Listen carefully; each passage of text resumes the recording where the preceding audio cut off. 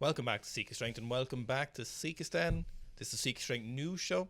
We have been separated for a little bit. There was a confluence of events which meant that I was here and he wasn't there. Then Dara got sick and then I wasn't here. But we're back together again. Woo! Rumours of Sika Stan separating from an internal coup have been overplayed. It's not true. So, as usual, it was one minor poisoning. Today's news show is brought to you by the Sika Strength app on iOS and Android. If you're a powerlifter, the Sika Strength powerlifting program on the app is pretty much fantastic. That's just the best way I can put it. It's just all you need. It's just great. So we're starting off today with some of the IWF Junior Worlds. And in the 102 kilo class, we had two unusual nations. Well, not unusual, but not strangers to weightlifting, but they're certainly an interesting dynamic developing. Maybe we have a future battle developing in a couple of years. We had a Brazilian and a Turkmenistan going head to head in the clean and jerk for some junior world records. We had Matheusspessanha. Then we had Matheusspessanha going for 215 and 216 respectively, both of which were junior world records in the 102 kilo class. I know I might have been slightly outspoken on how much I love the current Turkmen lifting crop. Yes. How good their technique has been looking, and definitely their junior team is keeping up with that same standard.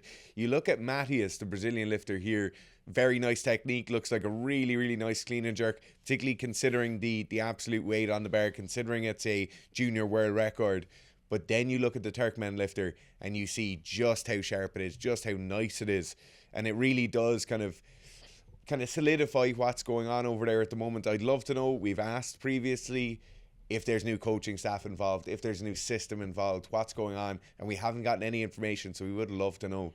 Yeah, there hasn't been any revelations on it or who's coaching there, so they always had a couple of international lifters on the scene, male and female. No one amazing, certainly good enough to be in A group sometimes, but the crop of lifters that are lifting at the moment, their technique, the homogeneity of their technique is really interesting in the positions they hit.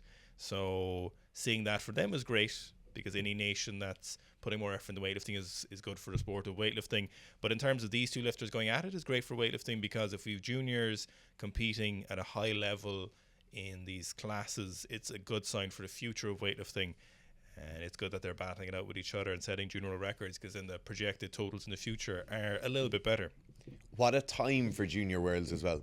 Just after the Olympics, pretty much everyone who's medaling here will be odds on to be trying to get into the next squad, trying to get onto the senior squad for it. So great to see it. Certainly if you're clean and jerking these numbers. Next we've got the younger cohort of the South Korean team, and this is an 81 kilo lifter. He clean and jerked 200 kilos. It's Kwan Dae-hee. We had him on the news show before, but I actually didn't realize how young he was. We used him as an example of what a stereotypical Korean clean looks like, and the start position, the back angles, how much extension they make, the catch position, holding the hook grip and the rack position, how quickly they stand up. We're like, this is a really nice example of, you wanted to see an example of what does a Korean clean look like? What's a quintessential Korean clean from South Korea at least? And I didn't actually realize he's actually just a freak. One of the big freakish things, particularly when you look at the start of the lift, is how much extension he gets in his upper back. Now, everybody who's involved in weightlifting is trying to be as mobile while being as stable as possible.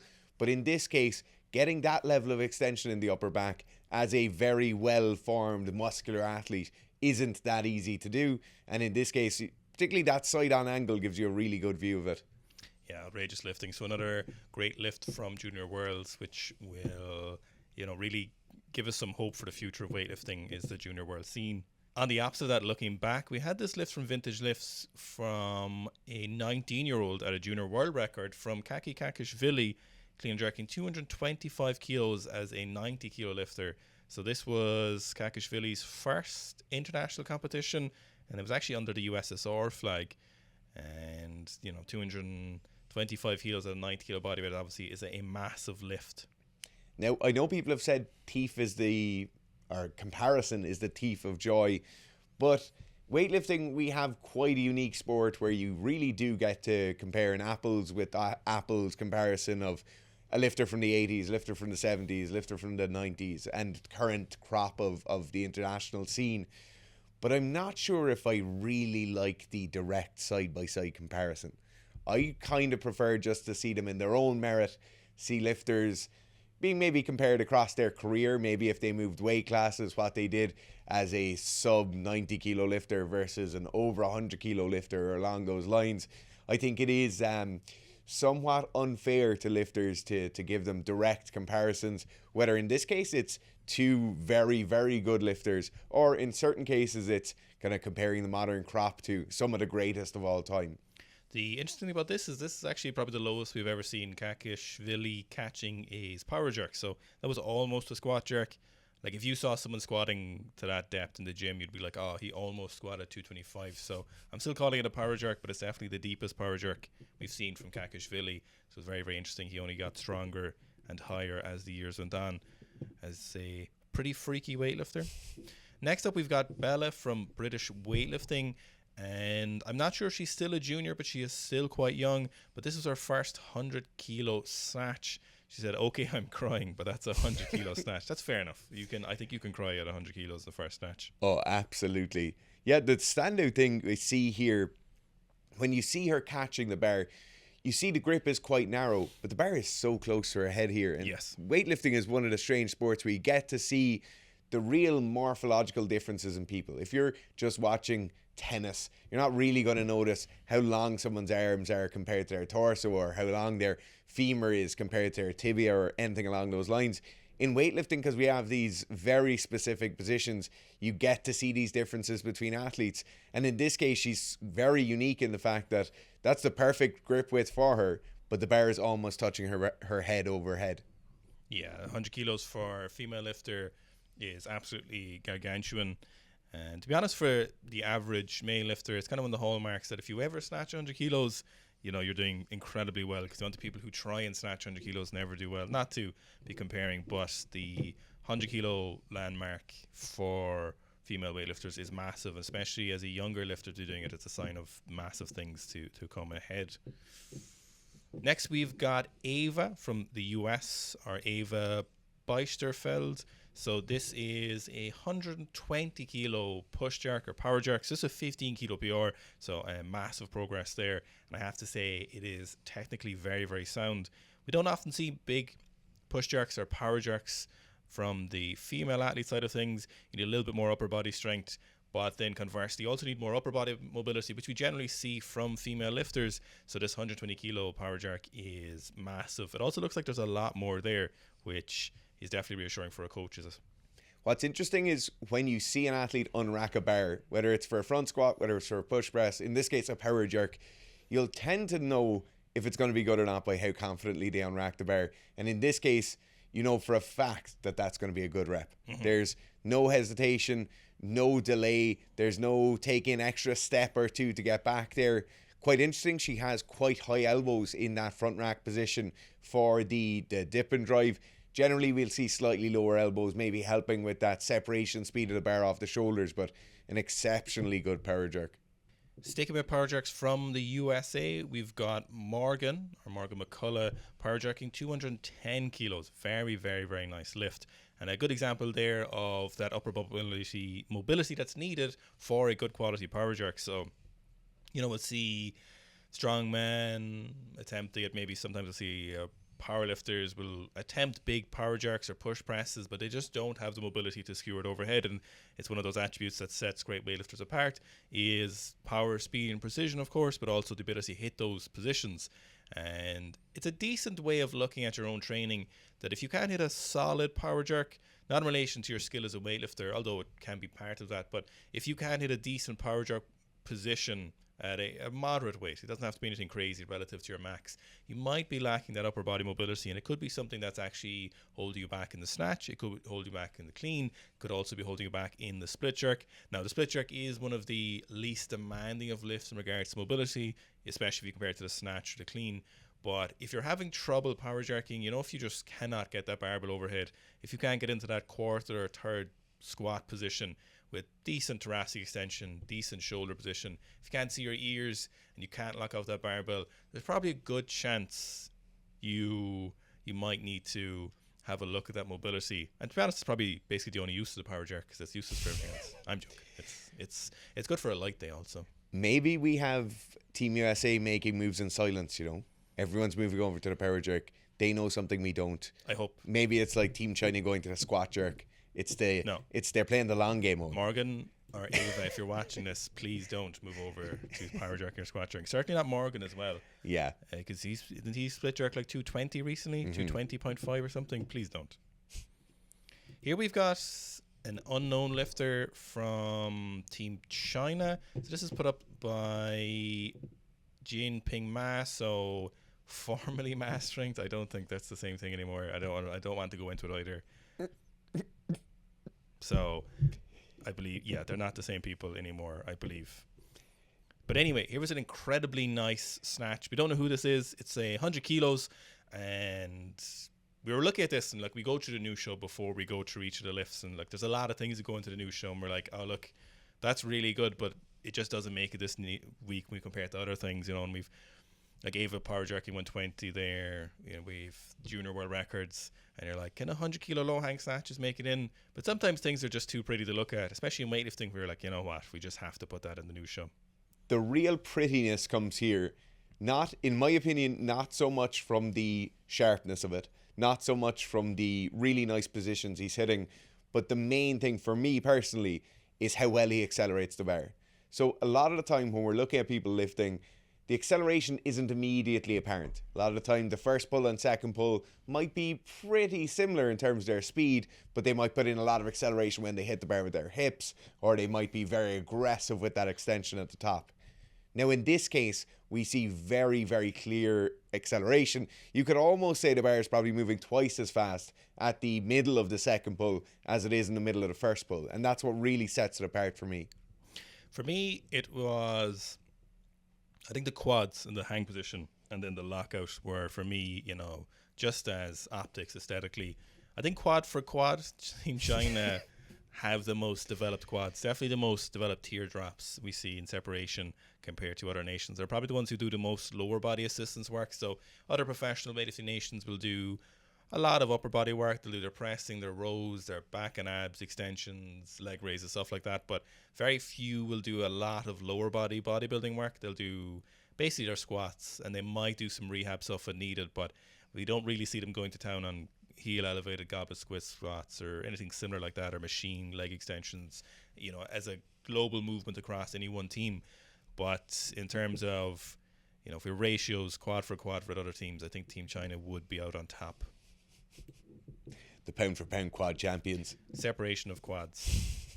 Next we've got Ilya Moskalenko, and he is a former member of the Ukrainian national team, clean and jerk like 206 kilos or at least in training competition, and he seems to have moved to CrossFit recently, at least based on a HillerFit interview with his coach, and he's jerking 175 odd kilos here for a pretty casual double. It was always interesting in years gone by because we'd have the conversation constantly at every year's CrossFit Games, at every regionals, that says, what happens when the pro athletes come over? And we've seen pro athletes coming over now. Obviously, we've seen not so much professional weightlifters, but we've seen national team weightlifters coming over to CrossFit. We've seen national team, even Olympic level athletes coming over to CrossFit and seeing how they're getting on.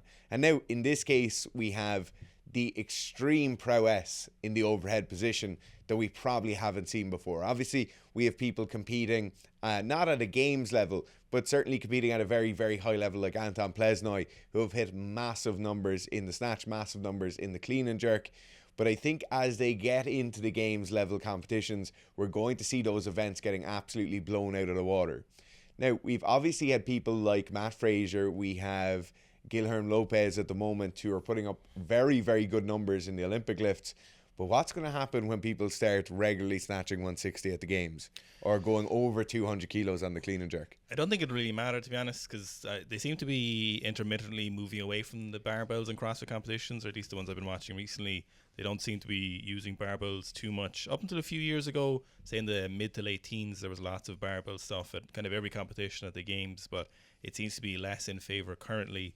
So I don't know, will it be of much use to anyone? I suppose the only good indicator there is that, you know, if you're a very good weightlifter, there's a good chance you're a good athlete. So that's probably the best thing you could take from that.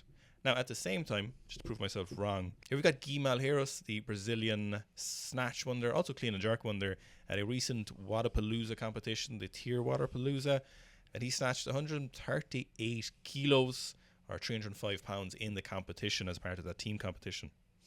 When I look at Guy snatching, the big standard thing always is the grip width. Now, he has a very narrow grip. That narrow grip actually works really well in CrossFit because a lot of the time you might be going into overhead lunges, you might be doing overhead squats, and that narrower, more stacked together grip is a bit more stable overhead. It's easier to hold weights there. Well, when we get a lot of CrossFitters doing it, what we tend to see is them rowing the bar into their hips, really trying to make that same contact point as in the hip crease. But with Guy, you see him with the narrower grip, making contact in the upper third of the quad, similar to where you might see clean making contact. And then he gains the advantage of that kind of more stacked overhead position, but he doesn't have that rowing of the barbell into the hip.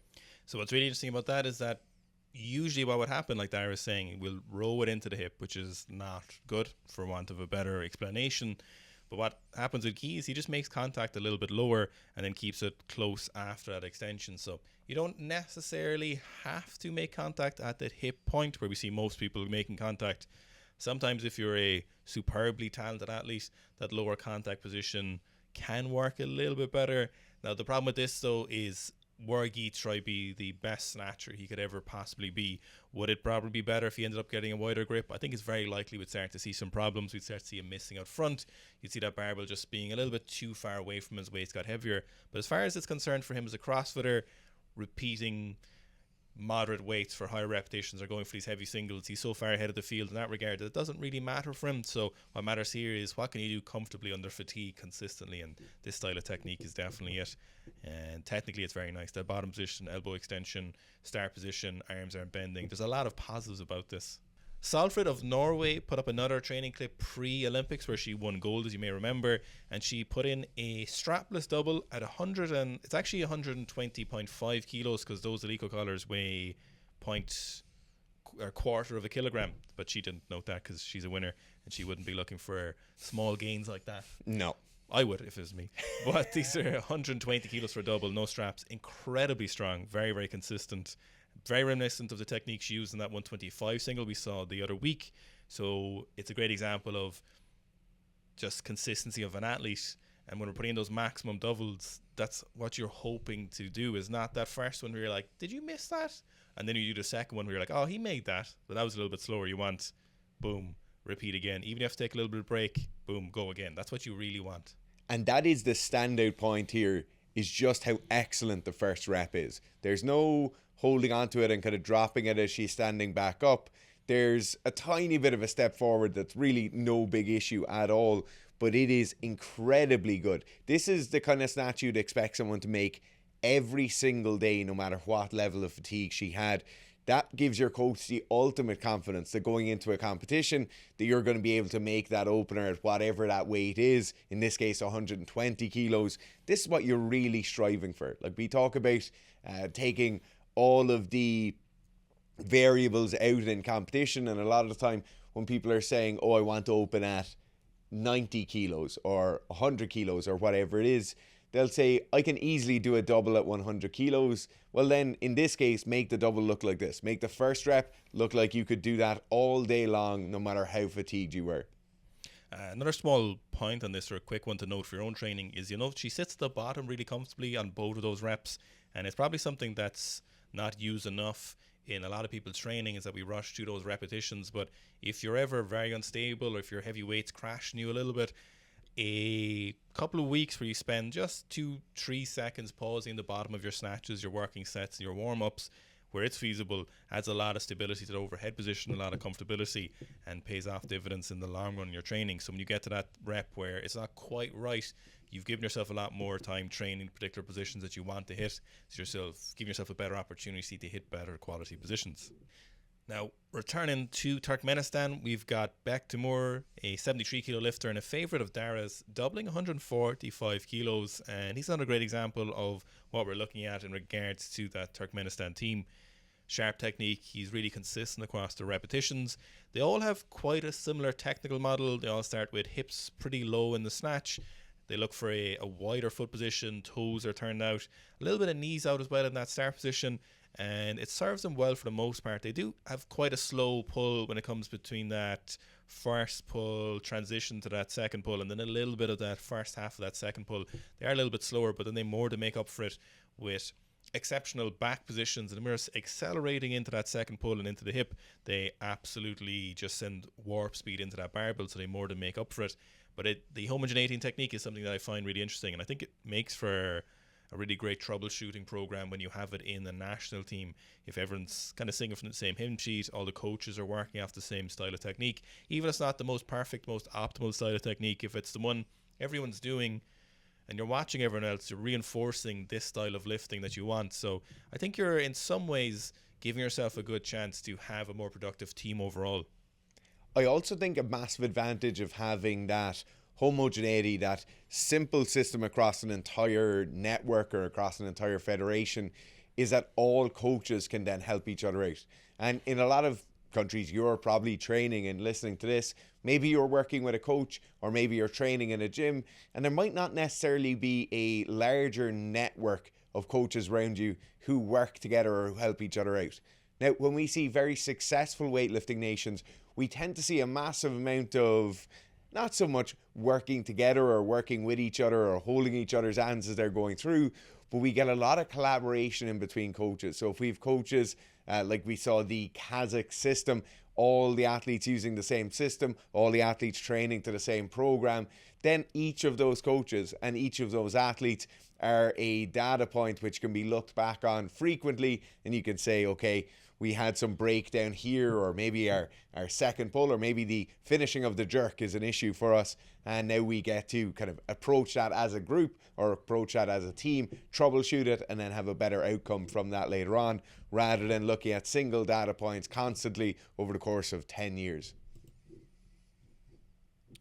Now, moving on to the powerlifting and strength training section of the news show, we're starting off with one of Sika's strength lifters, one of my athletes, Jamie. So Jamie is a Scottish powerlifter, and he competed in Poland at the weekend just gone. And one of his main lifts here, one of my favourite lifts that he did, was a 330 kilo squat in the 90 kilo category. Jamie is actually pretty young. He's 23 years old, and we've been working together for a couple of months. He ran the Sika powerlifting program on the app, made some great progress, said he wanted to take things further, and he set some big goals for his competition, and we smashed all of them, which was great. I'll be doing a longer in-depth video on Jamie's programming, so you can see some more finer details there and some technical stuff we worked on. But the 330, nice and deep, really nice quality squat. I was very, very happy with this. This was a 10 kilo all-time PB in competition, and this was actually 15 kilos up from the start of the block. So, you know, a massive lift, especially at 90 kilos. What I really love about Jamie's squat, and you might have seen it in some of the training squats he's been in the news show over the last number of weeks, but you'll definitely see it here, is just how good that tempo is. So a lot of time in powerlifting competition, particularly powerlifting competition with wraps on the knees, we'll see weird things going on with the speed of descent, right? So firstly, might get some people dive bombing, hitting that really hard bottom position and then trying to kind of recover from that impact and stand up as best they possibly can. We'll also have people going in the opposite direction where they'll have a very, very slow descent into the squat. They almost take that stretch shortening cycle out of it completely, and they're just relying on the inherent tightness of the wraps or whatever they're using on their knees. Now, in this case, Jamie has a very nice controlled descent. He's obviously utilizing his quads as best he possibly can, and then he gets a nice bounce out of the bottom position, and I definitely think that is by far the best way of going about good heavy competition squats. Now, sticking with big, heavy competition squats, we had John Hack finally hit that competition that he was building up for what seemed an age, and he's been up a lot of big lifts. He ended up competing and totaling 1,013 kilos. He squatted 365.5 kilos. This was a new world record in the 90 kilo class. He benched 262.5 kilos and then deadlifted 385 kilos. Said competition was going really well until he tore a callus on the deadlift. So that's why that 385 is so low. So the funny thing about this is that John's deadlift seemed to be going the best of all his lifts leading up to that competition. We saw that 422.5 kilo gym deadlift, which was the heaviest training deadlift he'd done. And the problem, and one of those things with powerlifting competitions, when you're using deadlift bars, if a callus is going to go or if a callus is gone, you're basically fucked. It's so hard to rectify it. No amount of big balls, tough guy stuff can come back from just having ripped a load of skin off your hands, especially when you're trying to pull monster deadlifts. It's so annoying. Preventing calluses, the most you can do is wash your hands after training, so make sure you get rid of all that chalk, and then paring down those calluses when you are training. But when it comes to really sharp deadlift bars, you're almost guaranteed to be tearing calluses. The hope is that you tear the callus 6 weeks before the competition, and that skin is just fresh enough or just built enough that by the time you get to the competition, you tear it after or on the last deadlift or something. But it's the small things that get you. That's like, what's the giant? Goliath, David and Goliath. Yeah. That's the thing that gets you with the slingshot. The really unfortunate thing, you mentioned earlier, his deadlifts seem to be going the best out of all the 3 lifts. These are the heaviest deadlifts we've ever seen him doing in training. But that then does open you up to the fact that it's also the heaviest deadlifts you've ever done in training, and that there's the possibility of something breaking down. Now, if that was the squat going incredibly well, maybe that would be knees breaking down a small bit, or maybe some patellar pain or something along those lines.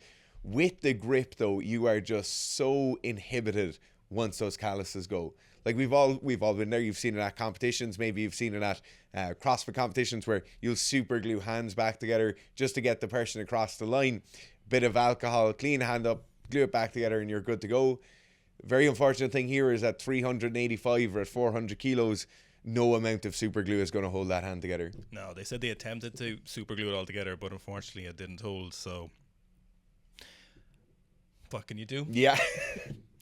Next, we've got Vasa, or he's also known as Berserker on Instagram, and he benched 270 kilos. We had Vasa on the new show a couple of times before with big benches, but this is definitely the biggest bench we've ever seen from him. He said he's sorry he didn't put on the 2.5 either side, so it was 600 pounds. But looking at this, I don't think he needs to be worrying about getting an extra 5 pounds on the lift, judging by how easy this is. And I'd have to imagine, you'd really wonder, is he thinking about a 300 kilo bench press? You'd have to think, looking at this. It's absurd to even think about that, isn't it? It's massive. This is an amazingly well-controlled bench. Like, what I immediately went to when I saw it is this is like somebody demonstrating a bench press. This is where your hips go. This is where your legs go. You want elbows stacked underneath your hands. It looks like he could be verbally explaining this bench press as he's bench pressing 270 kilos. Looks like competition legal bench press as well. Like, there's a decent pause there. Super controlled tempo. You don't see any technical deviations. But the thing with a 270 bench press is that you can't really deviate technically, can you? You can't just bullshit your way through it. Like, there's a really lengthy pause there. He uses that style of technique, which we talk about a lot, that seems to benefit a lot of lifters, which is that kind of sinking of the repetition. Certainly as lifters get bigger, more often than not, you see that kind of sink being more beneficial rather than the just barely touching, pausing and going in terms of competition. Certainly the wider the grip gets, the more likely you're to see the sink not being as favourable. But if you're a little bit more stacked, if you're a little bit more honest with your grip. Oh. It's an interesting choice of words. You see that sinking being a bit more of a progressive style of technique for those lifters. And whatever he's doing, Vasa is certainly working with this 270 kilo bench press. What I just noticed there is his grip looks like a close grip bench press. Yeah. But it's out the whole way to the edge of the squat rack. So he's obviously just an absolute giant. I think that means that he's just massive. I think that's probably what that is. Now, speaking of someone who's massive, we got Shane deadlifting 410.4 kilos. Shane's cutting down to the 120 kilo class, and he's looking lean and mean in charge. His waist looks so small. So skinny. He looks like a fitness model or something. Now, we've absolutely sung the praises of Shane Hunt's deadlift previously. We've had multiple videos about his deadlift, his squat, his bench press on the channel. And this is a really nice example of the kind of semi-sumo or the moderate sumo stance that we've talked about a number of times. So when we're looking at this isn't the super wide, super externally rotated sumo position we see some lifters going for. This is essentially a sumo position where knees are just outside the width of the hands. He's gaining some of the advantage. He's certainly cutting down the range of motion slightly. He's certainly giving his hips a bit more room, maybe to be a bit more hip dominant. But it's by no means the kind of taking the piss with the sumo deadlift. No, it reminds me of Ed Cohen's style of deadlifting a little bit higher hip position. He's almost kind of stiff-legging it in terms of sumo deadlifting. Like if you compare that hip angle, like that's a really, really high hip position. But it is 410.4 kilos. So I mean, what can you say, really? Not to be sniffed at. Not to be sniffed at. Now here's a post from Tufts University's men's lacrosse team. Several of the players experienced rhabdomyolysis. So they were doing a 45-minute workout. What they say in the post was led by a Navy SEAL, but what it actually seems to be, and if anyone's more concrete information, do leave this in the comments below, is that the coach attended a Navy SEAL style training course and is not actually a Navy SEAL. So this is coming from ABC News. So I don't really know much about news stations in the US or what's reliable or what's not reliable, but I'm not sure how factual it is. It's very likely that the athletes did get rhabdomyolysis. The one thing I did want to say is that the first one is Hard Knock Gospel says, aka them boys are soft as hell. It's the dumbest thing I've ever heard. The dumbest thing I've seen on the internet in a while. Rhabdomyolysis is essentially a breakdown of the muscle tissue, and then you essentially poison your own blood. It's highly life-threatening. 1 in 5 people with it, if you end up in ICU care, you've like a 1 in 5 chance of dying from it. So it's not like where you tear your hamstring. There's no 1 in 5 chance of tearing your hamstring and ending up in ICU and dying from it. But the rhabdomyolysis is very, very serious and cause a lot of issues. Essentially, your kidneys and your heart are under a lot of pressure. And this isn't the first time we've seen this happen to athletes over the years, especially in college or universities in the US. This is an interesting one. I've given myself rhabdo before. Sure. Only a few months ago from overtraining and from doing dumb things. Hopefully not as dumb as this though. Now, in my case, mine was self-administered. So I obviously didn't choose to give myself rhabdo. I obviously didn't write the training plans and push myself through certain sessions and maybe cut down the rest periods in between those sessions on purpose to give myself rhabdo, but I made those decisions and I dealt with the consequences of those decisions following that. Now, in the case of a coach or a Navy SEAL or somebody who's watched too many videos on the internet, in the case of a coach delivering those kinds of training sessions and forcing someone to stay there during those kind of training sessions, this is gross negligence. So obviously younger athletes, their systems aren't as well developed.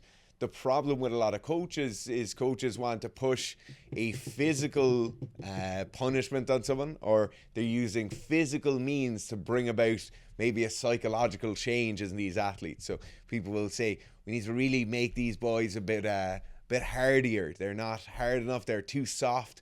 So we're going to use physical means to get somewhere there. Now, the issue with using physical means in this case is that if you don't understand the prescription of those physical means, you can do massive amounts of damage.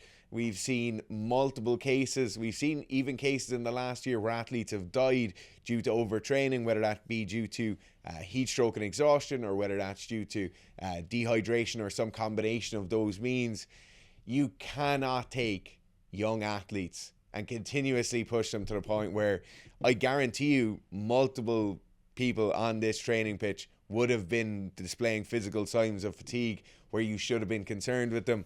I guarantee you many of them probably would have verbally iterated how much pressure they were under, and then coaches just keep pushing them. It's incredibly negligent.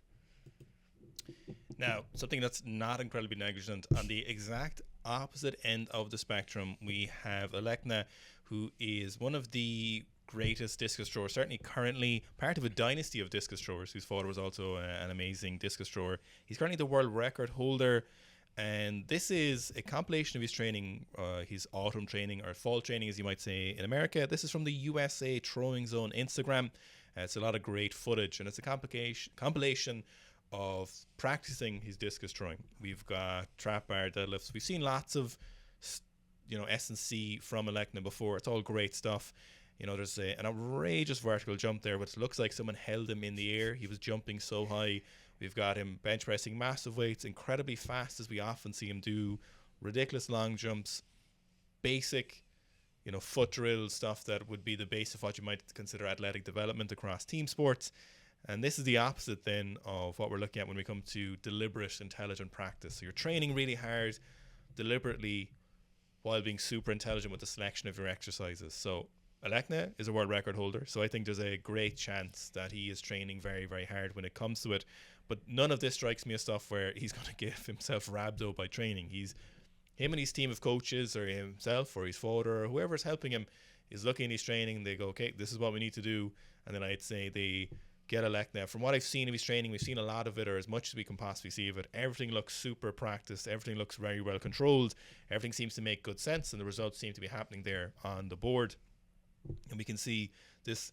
The term I use in my head is deliberate, intelligent practice, and it doesn't mean easy practice. It doesn't mean you're being really slow and controlled at everything. You're putting in the energy when it makes sense, and you're being really diligent about everything you're doing in your training. And certainly when it comes to the elite level, this is what you need to be doing if you want to be setting world records in the discus. What I always love about that deliberate nature of stuff that Owen has just talked about there is that the positions in every single one of those exercises are exceptionally good. We see the vertical jump, exceptionally well performed. We see incredibly high weights on those limited range of motion hex bar deadlifts, but his positions are always perfect. We see incredibly long broad jumps, but the positions are always perfect. And that is also part of that kind of intelligent, directed training, is that you don't put yourself in those poor positions where you could end up getting injured, or you could end up practicing poor motor patterns. Next up, we've got the Korean Judo team, some clips of their S&C before they were going to the Olympics in Paris. This training hall, this S&C training hall, is somewhere we've actually been lucky enough to have been ourselves. We were in Korea last year, and we were one of the first ever Westerners allowed in. Certainly the first ever non-officials allowed into the Korean National Training Center. We're very, very lucky to see the weightlifting team. But we got a chance to have a look around this actual training hall. But this is an example of where all of those athletes come. Again, another example of that deliberate, intelligent training practice. The judo team in Korea are obviously very, very good. They're some of the best in the world. And judo athletes are very powerful, very fast. They're intense athletes. They want to train hard. The great thing about judo athletes as well is they understand the nature of S&C, and they understand the uses of it, and they understand that, look, you can be very good at judo without doing S&C, but you can be a lot better relative to yourself and everyone else if you're pushing that S&C hard. And here's probably an example of just one of those conditioning sessions where we're looking at some higher endurance, some close to muscular failure. We've stuff like those clean high pulls, we've the rowing erg, we've the bike, which looks to be on a pretty high setting judging by how hard they're pushing it, which, if you've done a couple of minutes of Rhabdo, or if you've done any stand-up or throws, you'll know that your high intensity aerobic conditioning is something that is massively taxed, and pushing that to the limit in training is really useful. But also something like the ski erg or a concept bike where you're just going to town, it really allows you to push that variable and that metric pretty far without having to be worried about are your positions correct? Are you taking the right grips? What's your opponent going to do? You can just push this really far. So then when you go onto the mats and you're doing a rando, you can say, okay, you know what, my conditioning is really good and I don't have to think about conserving energy because you've pushed that attribute and that variable so far. Then when you start to take your grips, you can focus more on your technique and tactics rather than thinking, wow, I shouldn't have smoked those cigarettes. But nicotine's good too, So in the case of that type of conditioning you're looking for, the lactic threshold training sessions are unbelievably valuable in judo, as they are in wrestling, as they are in multiple other sports. Now, the problem with those lactic threshold sessions is you need an effective tool of getting yourself there. So it's different if you're a runner. It's different if you're a cyclist. You're using the sport you do to get yourself there. You're running on the track, you're hopping on your bike, and you're doing a lactic session in those particular disciplines. Now, when we look at other sports, oftentimes people will make their lactic sessions way too specific to the sport itself, and we get a somewhat blunted tool to bring ourselves up to that lactic threshold level. So when we look for judo, we're really looking at using the ergs like Owen was talking about. We're looking at doing those deadlift high pulls or clean high pulls or whatever you're doing, and you're getting basically a tool that's incredibly effective at increasing the amount of lactic acid within the muscle. It's very repeatable. We can do it when we're fatigued, and we can constantly definitely go back up to that level with the hope of eventually raising that threshold so we can go far beyond our kind of standard output without necessarily having that same feeling of burning within the muscle. Here we've got Fletcher Newell, probably one of the strongest squatters on the All Blacks rugby team currently, and probably one of the best ever in terms of non-box squat, certainly high bar squats. This is 250 kilos, somewhere between 240 and 245 and 250 kilos for a triple. We've seen Fletcher squatting something like 280 kilos before, and he's a very, very consistent squatter, but he's definitely one of the better squatters currently. What I really like about his squat, and there's probably 3 things. First thing is that he has a nice wide stance. Now, for a lot of sports we look at on the news show, whether that be weightlifting, whether it's judo, whatever it is, people do a very high bar style, Olympic style squat. They have quite a narrow stance, toes pointed quite far forward. Now, in the case of a front row on a rugby pitch, a lot of the time they're not going to have the ankle mobility or the hip mobility to do that incredibly upright high bar squat. And so bringing that stance slightly wider, pointing the toes out to the side, will allow them to get into a deeper position. Now, the second thing is that when you're scrummaging, having the ability to have that slightly wider stance will just give you the opportunity to get into that wider position without the same risk of injury or without the same risk of being less powerful. Second thing then is we see just how upright he is. So as we spoke about earlier with the high bar squat, you tend to be very, very upright, have a vertical torso, and that's obviously quite difficult to do. And for that reason, we'll see many rugby players having quite an inclined forward torso position. Now, in this case, we'll see Fletcher really having a nice upright back position, and that is something that just takes a lot of work. The final thing then is that we see a belt and weightlifting shoes being used, and if I could implore rugby players all around the world to do anything when they're doing their strength training sessions, it's just to get a pair of weightlifting shoes and to use them. It'll make your position so much better. It will allow you to lift so much more weight. And in the long run, it will make you a better rugby player if you have those higher squat numbers that you'll get by getting better positions. Take a look at the hamstrings on the fella spotting him. Oh, yeah. That's outrageous. That's a pair of hamstrings. That's what you need for rugby. So I hope you enjoyed today's news show. Remember, please, if you see anything for the news show that you'd like us to look at, DM it to us. Don't tag us on Instagram in the comment section because we don't actually get to see that for the way Instagram is currently set up. So just DM it to us on Instagram. If there's anything you think is interesting, please do let us know, and we'll happy to take a look at it. And if you would like to become a little bit more of a beast like Fletcher here or the guy spotting him, check out the Becoming a Horse program on the Sika Strength app on iOS and Android. This is one of our most popular programs literally ever. It's designed for upper body strength, lower body strength, power output, more muscle mass. So we're kind of concurrently pushing those 3 aspects, and a lot of those do incredibly well. We've got some jumping in the program, a little bit of Olympic lifting, very, very small amount. You don't need to be very proficient in it. It's very, very casual in the program. It's useful for that power aspect, but the squatting and upper body movements are then pushed in relation to that. So check it out on the Sika Strength app, iOS and Android.